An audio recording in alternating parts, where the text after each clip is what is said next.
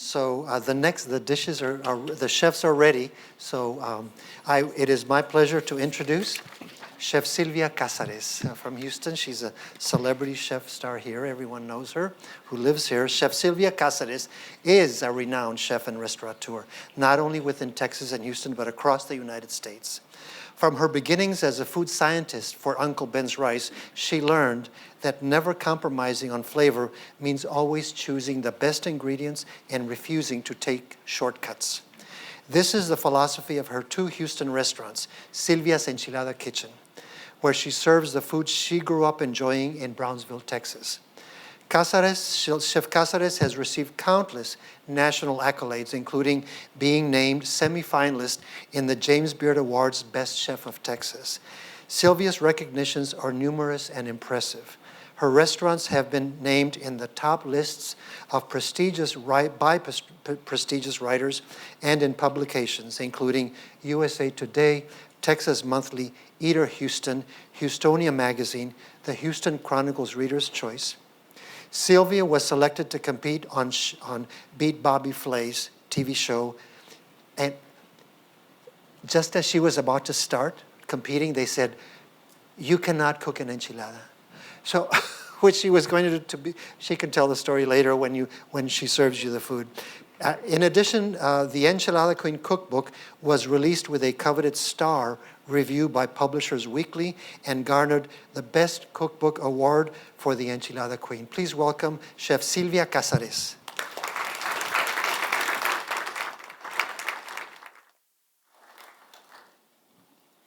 Well, I was very honored and excited to be invited to participate in this first event, and I keep giving Adan compliments, sincere compliments, very sincere compliments, because what he has done to educate people in Houston, in the state, and the country, and internationally, because he's been all over the map. He continues to amaze me to try to teach them about the difference of the food, the comida casera, or Texas Mexican food, as we initially called it. For me, it's been kind of a lonesome spot to be in, because I think I am categorized as a Tex-Mex restaurant. But it's so funny because people will tell me when they come to my restaurant, "I love your food because it's not Tex-Mex." So people get it when they taste it, but it's like it's been hard to define what I do. And what I do is cook like my grandmother and my mother did, and my great-grandmother. I have pictures of them in my restaurant. But yes, so today we're doing carne guisada, which was a staple in my parents' home. We ate it at least once a week, and always with rice and beans, and always with hot, fresh tortillas that my mother would be making, and she'd be putting them on the table as we were eating. So I decided today that we're going to be cooking the tortillas on the line as you come, so that you can enjoy them hot off the press and not wrapped in a piece of aluminum or covered because they change. And of course, we cooked everything this morning because I believe that the best Mexican food, or the best comida casera, is the fresher, the better. If you can deliver it super fresh, for example, our enchiladas, when you order them, we take the order. We have stacks of corn tortillas that have been seasoned the day before. We peel them, we fill them, we roll them, we sauce them, we bake them. And when they're steaming, they come out of the oven and we run to your table. So nothing's made ahead of time. We fill the orders as they come in. And so that's what I tried to do today. So I made the decision to bring little stoves. I brought my mother's comal, her griddle that I got her griddle and her molcajete, like Adan. And so anyway, thank you so much, and I hope you enjoy the meal. And so we'll see you in a few minutes.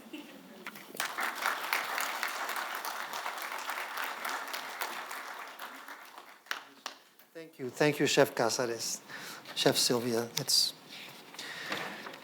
Your words and stories are impressive as your food. Thank you. I would like to introduce Chef Joseph Gomez. He is honoring his roots through his new food truck, Con Todo. Quiero un taco con todo. Focusing on comida frontera, that's border town food. The Rio Grande Valley native debuted the truck in 2021 in North Austin.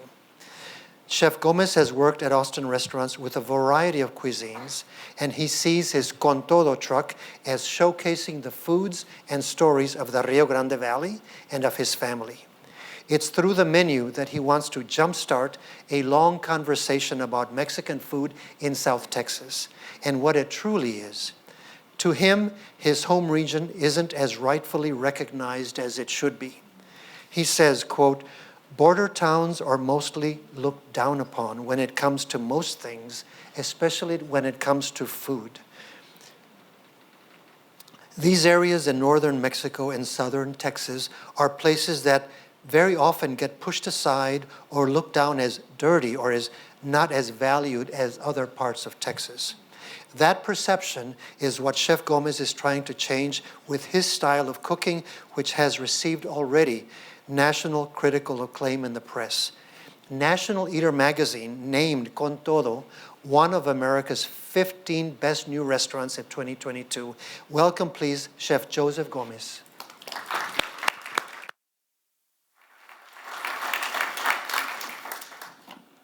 Hi, my name is Joseph. So today I decided to prepare something that means a lot to me. We're doing a taco de moeja de res. Growing up, I spent a lot of time at Boca Chica Beach with my family. I had a kind of a difficult relationship with my father growing up, and one of the ways we were able to bond was him cooking outside. He cooked 4 to 5 times a week, it's not even exaggerating, on the grill outside, all kinds of foods. And we were pretty poor, so one of the things that was accessible were mollejas. And so it was one of my favorite things to eat. And so it reminds me of just hanging out at the beach with my family, enjoying that kind of food. So I decided to do that today because of that, and then a few other reasons. Another one being at Con Todo, we like to try to do foods that, like for instance, the molleja, we had it on the menu when I first opened, and a lot of people that were coming to the food trailer were like kind of turned off by it. They were like, "Oh, it's gross," or maybe it's not prepared correctly because it's made in a Mexican food trailer kind of thing. But you see it on the French menu, and people gravitate towards it and they praise it, and they're like, "Oh, it's $25 for a plate." So it's my way of kind of like pushing back against that and trying to showcase it just the way we would eat it at home, and that's that. Yeah. Mollejas, it's the thymus gland of the cow. The what? Sweetbreads, beef sweetbreads. Beef sweetbreads. Yeah. That's it. Yeah. That's all I have right now.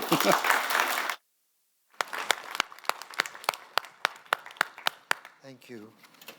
I would like to introduce now Chef Luis Olvera. Chef Luis Olvera from Dallas.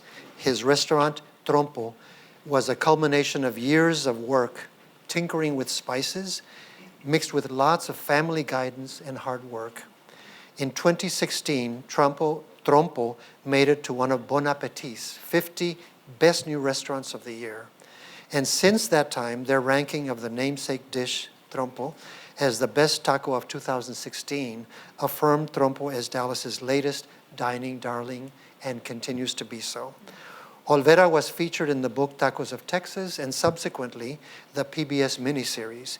He continues his work in Dallas, Texas by way of his Mexican roots, family, and friends. Welcome, Chef Luis Olvera.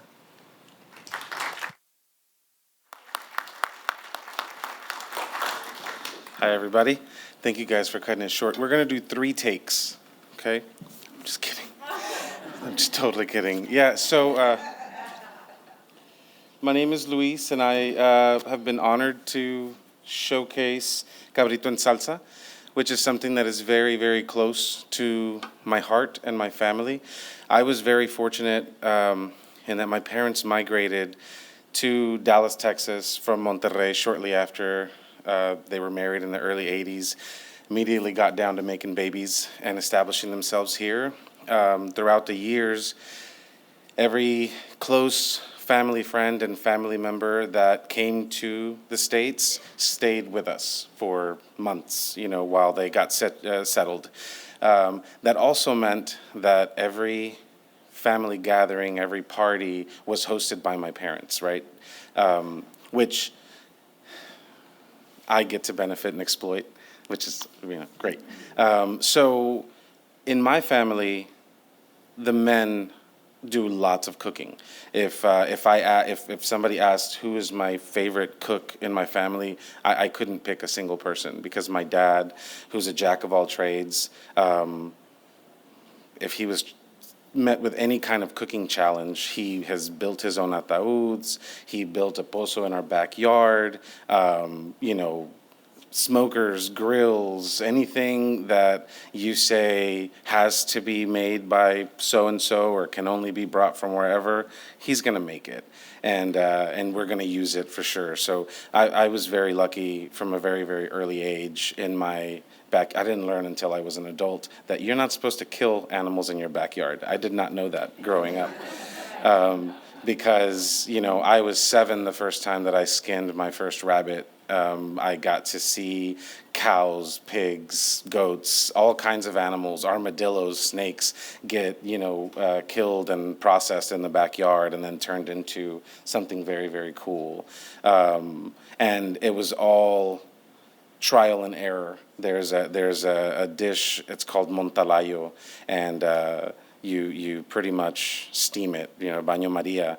And my uncles and my dad didn't think about the fact that steaming needed to release the vapor that's creating, and they were like, obviously we want it to cook quickly, so they sealed it and lit the fire, and it was all great, and everybody was having a good time. And all of a sudden, this giant explosion happened. The tambo went one way, the lid went another, and that was the only time I got to hang out with the adults, was when I was back in the backyard. Otherwise, this is adult time and the kids have to go play. But because my dad was what is that called, patriarch of the family, and I was his only son, I got to be back there and subsequently get burned by the blood that just flew onto everybody. But those were the beautiful memories and experiences that followed me into becoming an adult. I never wanted to be the stereotype Mexican who was going to make tacos, right? My parents migrated here and gave me a good education and brought me here so I could do better and be better. And I was in the corporate world, and I did other things, and I appreciated all those things, but I always felt a little bit of a disconnect. And then in the early aughts, trying to connect with what I was doing, nothing was working. My girlfriend at the time got pregnant, and that really put everything to a halt for me. One of the biggest things that I appreciate about my parents, but I also resent a little bit, is I didn't have the dad who taught me to do certain things unless it was cooking, because that's when they all gathered. My dad was always working. So the day that I got out of school was the day that I was shipped to Monterrey. And I spent all of my summers, all of my Christmases, all of my New Year's, all of my spring breaks, all of them were spent throughout Mexico, depending on where my family was going to be at the time, while my parents were here in the States working. That meant that I got to cook in my uncle's restaurant, that I got to, try the weirdest thing, because I'm from the north, and going to central Mexico and having whole beans on my taco, like, what is that about? Those kind of things, and then those just becoming the cool thing that you teach people here. And that's what I found myself doing in my backyard, was I started to try to do tacos, but I didn't tell any of my friends. I only told family, hey, you guys should come try the food and see if you like it. And then when they did like it, we started to sell it. And when my first friends came walking down my driveway because my mom or somebody told them that, I was selling tacos in my backyard, I immediately got flustered and just, I think I was probably about to cry from the embarrassment of these people see me as this important person, and now I'm here sweating over a griddle. Trágame tierra is a big saying in Spanish, right? Take me God or whatever. But through that, as soon as I got over that in a few seconds, and I experienced them tasting the food and praising my work, I completely shed all of that insecurity and started to really appreciate what was happening. And so I started with, when I wanted to do my restaurant, I started with like a 30-page menu and 75 ways I'm going to use lettuce, and very quickly learned for myself that what I wanted to do was something very minimal, something very special to me, and I like to tell people what to do. So that was like the best way to do it, is to build my own taco, right? Accoutrements and everything. This is how you eat it.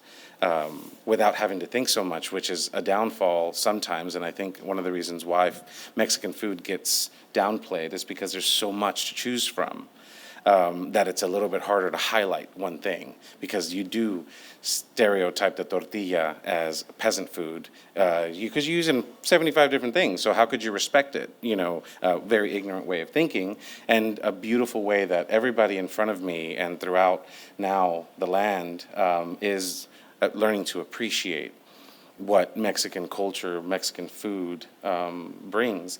And, you have something as simple as cabrito en salsa that is also so complex. Sometimes you're not able to appreciate every layer of it. So I hope that today all of my experiences translate into the food that you're tasting. And I found out when researching a little bit about the cabrito that in let's just say pre-1985, the mesquite flour was what was categorized as being used for the tortilla in the border, the division of Texas in the U.S. It was, I think, 1777. It was like, mesquite flour is what you use to make tortillas. And I had never in my life heard that before. So I'm going to claim that as as where the flour tortilla came from. But so this is me. This is my dish. I will say that there is a little tiny portion of salsa de chile piquin that is going to be at the table. That is very rich and it's very spicy, so I would say just put a little bit on your bowl if you can. Oh, and then the last thing, I brought the cabritos from Monterrey because it's the only thing to do. So these are 2-week-old goats, so they've only had milk. My dad smuggled in chile piquin a long time ago from Mexico, and he grows it in his backyard, so I'm using his chile piquin. And the best oregano in the world is in Nuevo León, so I also am using oregano from Nuevo León. Thank you, everybody.